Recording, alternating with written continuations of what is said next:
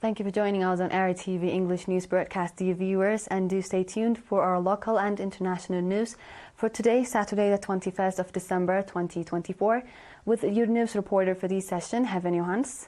Let's first begin with the major headlines.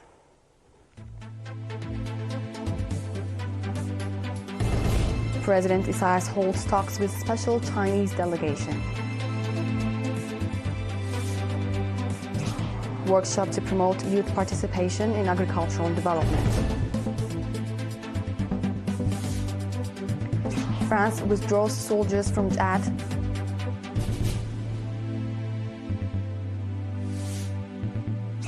And Cuba staged protests at U.S. Embassy over sanctions.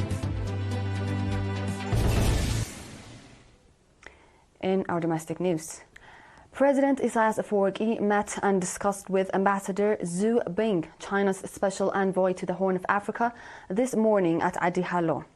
The discussions focused on bilateral relations, regional issues of vital importance to Eritrea and neighboring countries, as well as interconnected international developments.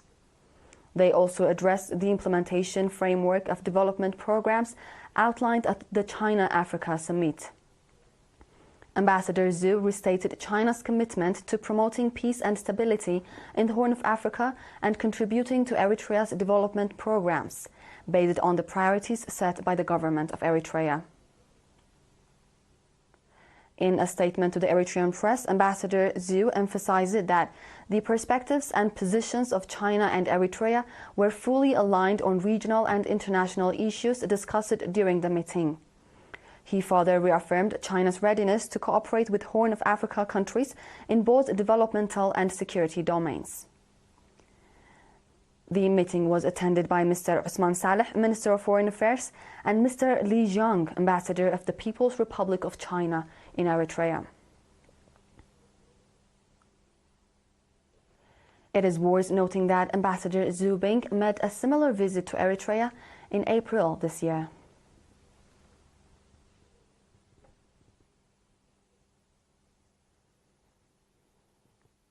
In another news, a workshop to promote youth participation in agricultural development was held on 19 December in Karen. Mr. Azazi Barahatab, chairman of the coordinating committee, stated that the workshop was a continuation of a national-level initiative. The goal was to enhance the involvement of youth and women in agricultural development, identify innovative and creative youth, and utilize the resources of Hamel Malo College of Agriculture in this effort. Mr. Gabriel Mescal Tawalda, Director General of Agriculture and Land, noted that the expansion of national organizations will have significant contribution to the achievement of the Ministry of Agriculture's 5-year strategic plan and agricultural development across the country. Participants emphasized the importance of sustainable awareness-raising activities to enhance farmers' understanding, organizing ongoing training programs to educate the youth in agriculture, and expanding family agricultural activities.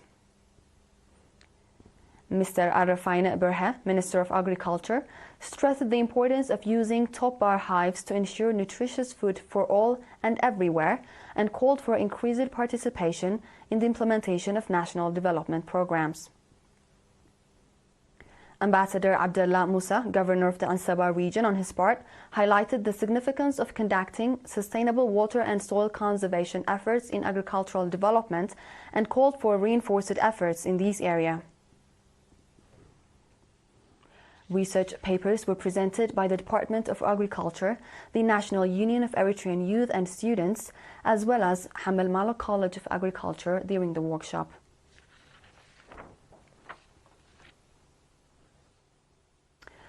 Ms. Lu'ul Gabrab, Minister of Labor and Social Welfare, underlined that program implementation should be aligned with the mission, objectives and vision of the ministry at an activity assessment meeting held in Asmara on 19 and 20 December. According to reports presented at the meeting, in the year 2024, the government disbursed over 144 million nakfa to the families of martyrs. Additionally, over 6.6 million nakfa contributed by diaspora nationals was distributed to 1,177 families of martyrs. The report also highlighted that over 46 million NAFA was spent in support of war-disabled veterans, and more than 1 million NAFA was allocated to support orphans and HIV/AIDS victims. Sustainable awareness-raising activities have also been conducted to educate the public on the negative effects of female genital mutilation and underage marriages. Regarding labor relations, the report noted that out of 2,438 cases, 96% were resolved through reconciliation. Participants conducted an extensive discussion on the presented report and on the plan of action for 2025. Ms. Loul Gabrab highlighted the importance of making judicious use of available resources to address social challenges. She also urged the regions to preserve the achievements made in eradicating female genital mutilation and underage marriages, and to follow the example set by the Ansaba region in declaring itself free of female genital mutilation.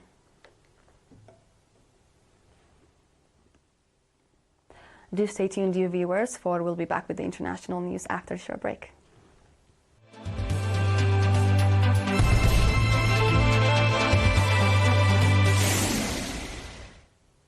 Welcome back. France has begun the withdrawal of its soldiers from Chad. The French Defense Ministry made this known on Friday after Chad ended military cooperation with the former colonial power last month. As such, 120 French soldiers have already left the African country and returned to France, the Defense Ministry stated.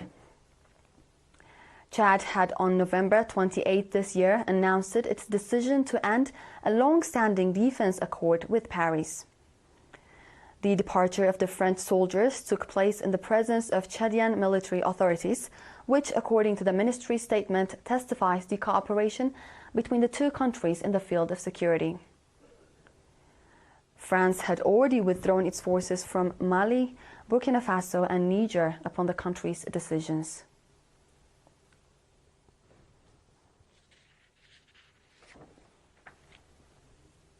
In today's final report, tens of thousands of Cubans marched in front of the U.S. Embassy in Havana on Friday to protest against the long-standing U.S. sanctions in the final weeks of the Biden administration.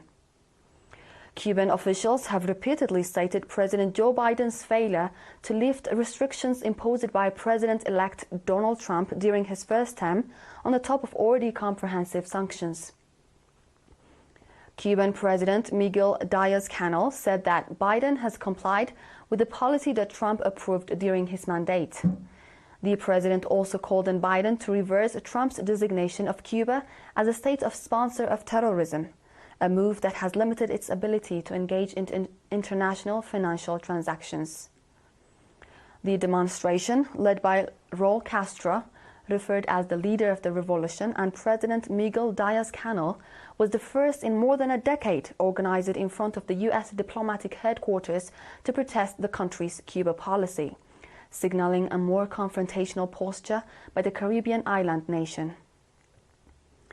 The government charts U.S. sanctions are largely to blame for leaving a significant part of the population to face daily power outages, double-digit inflation, and shortage of basic goods, water and fuel. This concludes our news for this session. Dear viewers, time for a quick recap of the major headlines.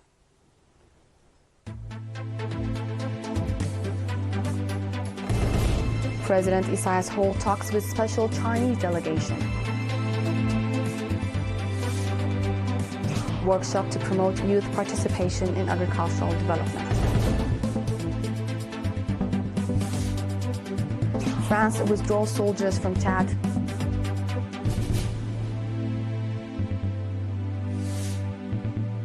And Cuba staged protest at U.S. Embassy over sanctions.